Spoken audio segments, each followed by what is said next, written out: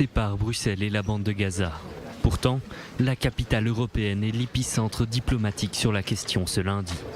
À la tête de la diplomatie européenne, Josep Borrell insiste sur l'urgence humanitaire. La situation humanitaire ne pouvait pas être pire. Il n'y a pas de mots pour expliquer la situation. Il y a des centaines de milliers de personnes sans rien, sans abri, sans nourriture, sans médicaments et sous les bombes. Et chaque jour, le nombre de civils tués est élevé.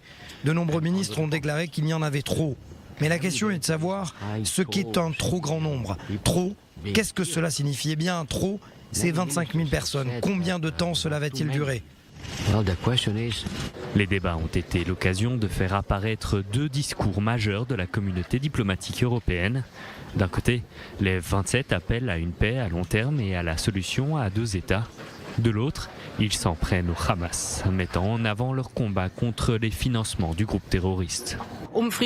Afin de parvenir à la paix dans la région et à la sécurité pour la population, non seulement en Israël mais aussi pour les Palestiniens, il est vital que le réseau de soutien financier du Hamas soit enfin écrasé.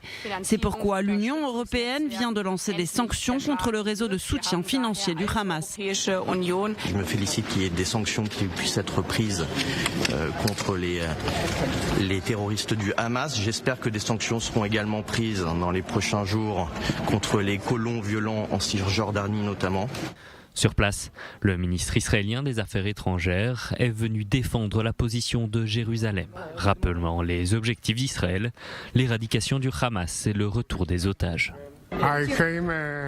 Je suis venu ici pour rencontrer mes collègues, les ministres des Affaires étrangères de l'Union européenne, et pour discuter avec eux de deux questions principales. Tout d'abord, ramener nos otages, y compris ce jeune bébé Kfir Bibas, âgé d'1 an, et ces jeunes femmes que vous pouvez voir sur la photo.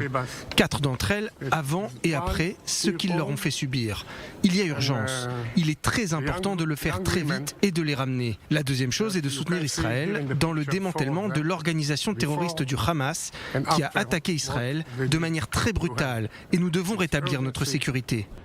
Israël Katz a aussi déclaré qu'Israël se bat contre l'islam radical mené par l'Iran dans la bande de Gaza, un mouvement qui, selon lui, vise aussi l'Europe.